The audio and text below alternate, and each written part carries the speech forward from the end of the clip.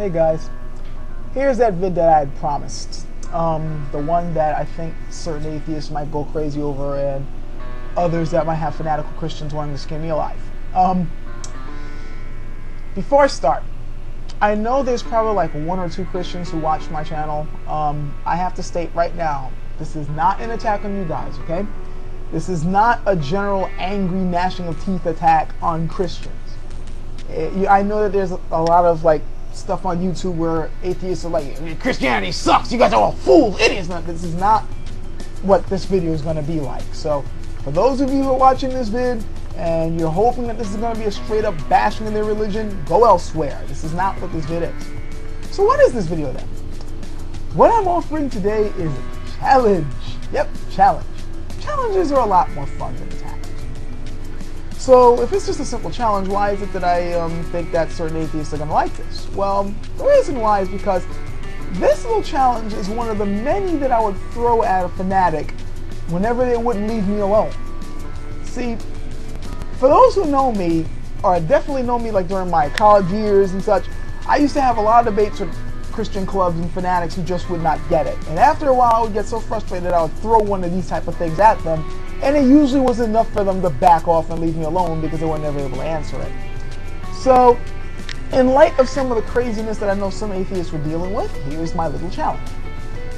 Now, I can't take credit for this one. This one was actually done a while back by a guy named Dan Barker. I don't know what year he did this. This has been out for a while. He had put this in a book I believe he wrote called Losing Faith in Faith from Preacher to Atheist. And he calls this the Easter Challenge for Christians. That's what it's called. The Easter Challenge. Again, I cannot take credit for this. This is not, I did not make this up. But I do like using it, and well, hopefully you guys can use it. And it's something that even if you're not a fanatic, and if you're a Christian who's not a fanatic, whatever God who may or may not exist, whatever, may they bless you. But it's still something that I think you guys might want to examine because it's worth examining. So I spent 2 minutes talking, I haven't said what the challenge is. What's the challenge? Well, the challenge is simply this. What happened on Easter? That's it. That's it.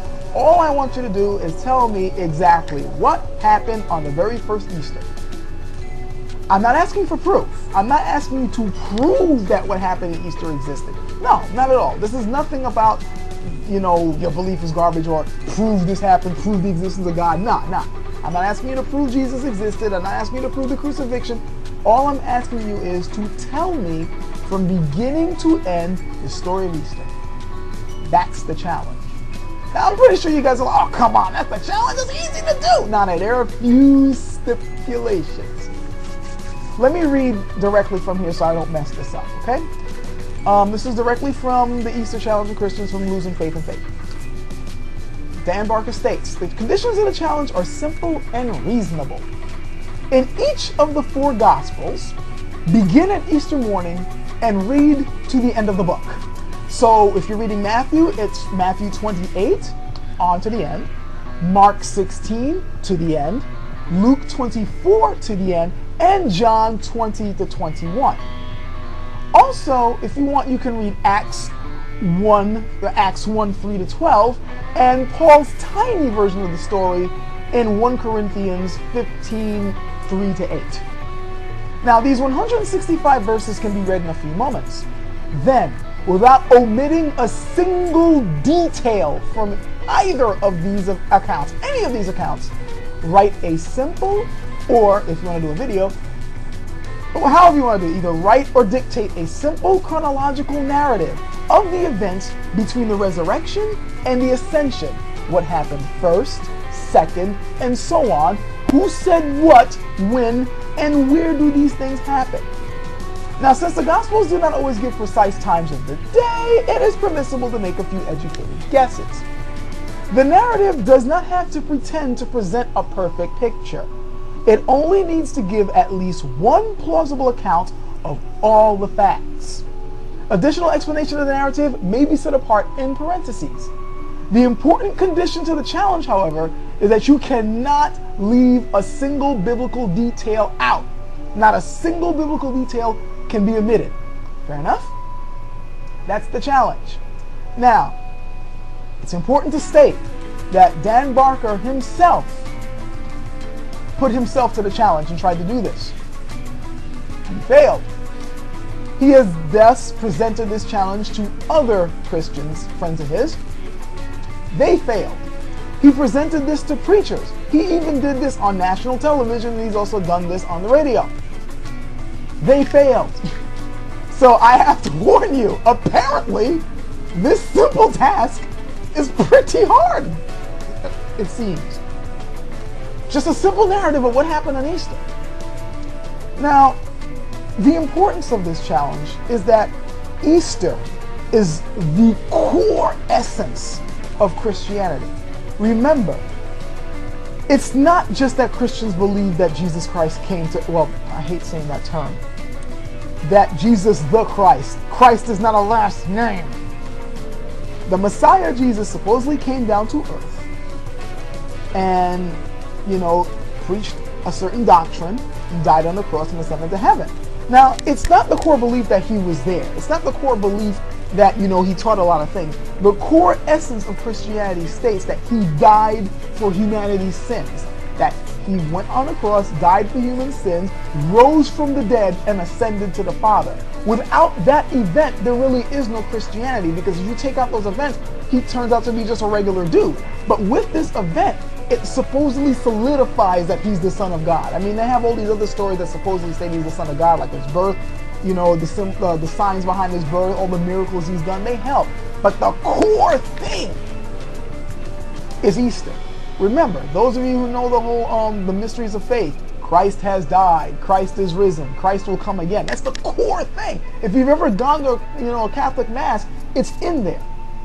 So, considering that Easter is central to Christian belief, surely coming up with a simple explanation, not even an explanation, just a simple dialogue of what happened on Easter should not be that hard. In fact, it should be something that Christians should welcome. You should welcome the challenge of simply stating, this is what happened on that day, because this is your core belief.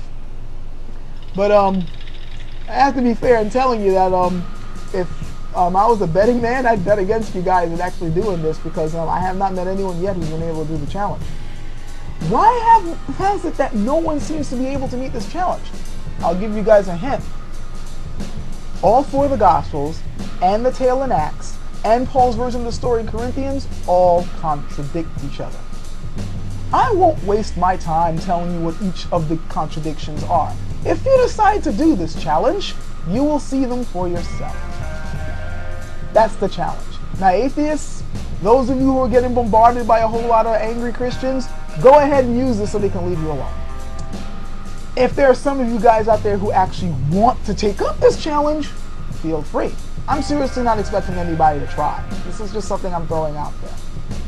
It's been out there for a long time, and for those of you who haven't noticed it, well, here it is. I'll put up a link to the site that has the entire challenge in detail, as well as all the contradictions. I'll put it right there. But I'll be fair about this. Since I actually put this on a video, some people are going to be like, oh, well, he's issuing a challenge, so I got to take it up. Okay, I guess that's fine, even though I'm not really taking this too seriously.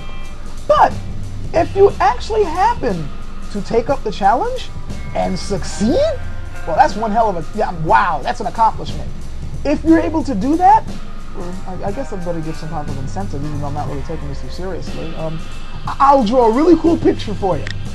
How's that? I'm not the greatest artist in the world, but I've drawn friends of mine in really cool ways, like this. This is my little sketchbook. I've drawn people like that. This is my little Jedi stuff. I've drawn other friends of mine. They went to a party. Damn, got too many drawings in here. Like, I've drawn stuff like this.